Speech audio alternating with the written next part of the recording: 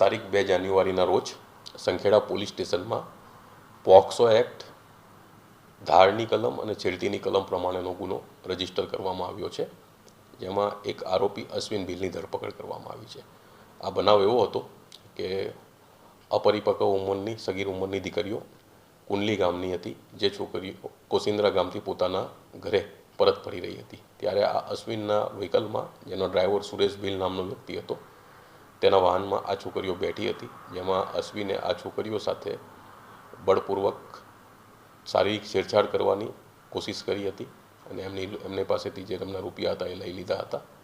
Total કુલ 6 આરોપીઓ છે, જે પૈકી અશ્વિનની ધરપકડ કરવામાં આવી છે।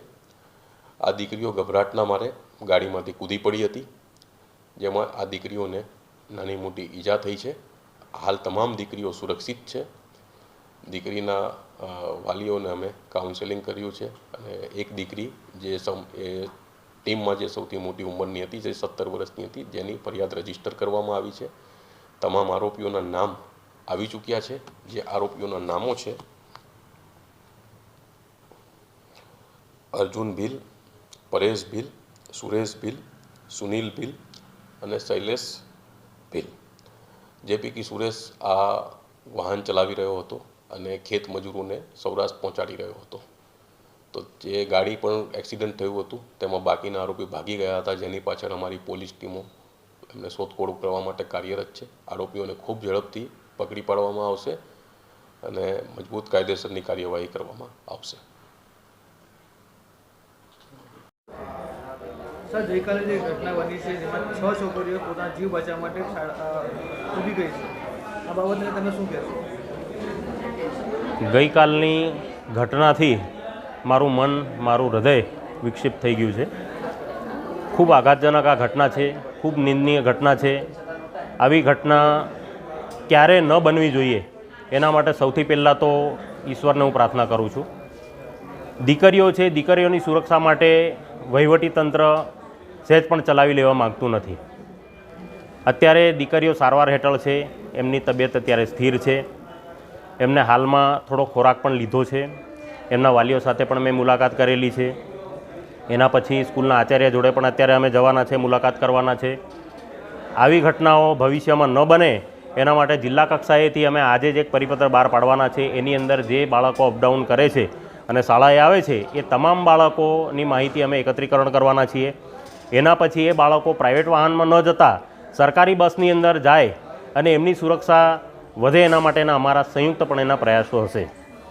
આવા જે તત્વો છે, અસામાજિક તત્વો, એની સામે કાયદાની અંદર જેટલી પણ કલમો છે એ તમામ કલમો એમની વિરુદ્ધમાં લાગે અને એ લોકો ક્યારે બહાર ન આવે એના માટે અમે પ્રયત્નશીલ છીએ। ગઈકાલે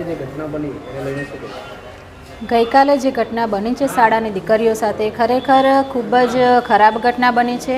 આ ઘટનાથી અમને ખૂબ જ દુઃખ છે કે આ અઘટિત ઘટના જે બની છે, આ ઘટનાને અમે બહુ ખૂબ ખરાબ રીતે અમે એને વખોડી નાખીએ છીએ કે આ ખૂબ ખરાબ કૃત્ય થયું છે।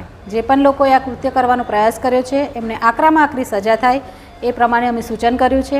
આ દીકરીઓ ખૂબ હિંમત, દીકરીઓની હિંમતને ખૂબ દાગ આપવી જોઈએ કે પોતાના જીવના જોખમે લઈ પોતે સ્વ બચાવ માટે એમને જે કામ કર્યું છે, દીકરીઓની હિંમત ખૂબ અમે દાગ આપીએ છીએ। ફરીથી આવું ન થાય એ માટે અમે દરેક જણને સૂચન કરેલું છે।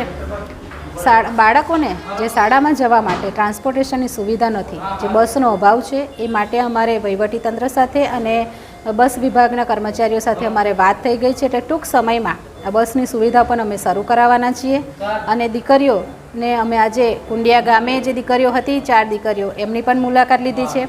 કોસિન્દ્રા શાળામાં વિદ્યાર્થીઓ સાથે અને શિક્ષકો સાથે પણ અમે મુલાકાત કરી છે અને આજે બોડેલી આર્ય હોસ્પિટલ ખાતે પણ જે દીકરીઓ સારવાર હેઠળ છે એ દીકરીઓની અમે મુલાકાત લીધી છે।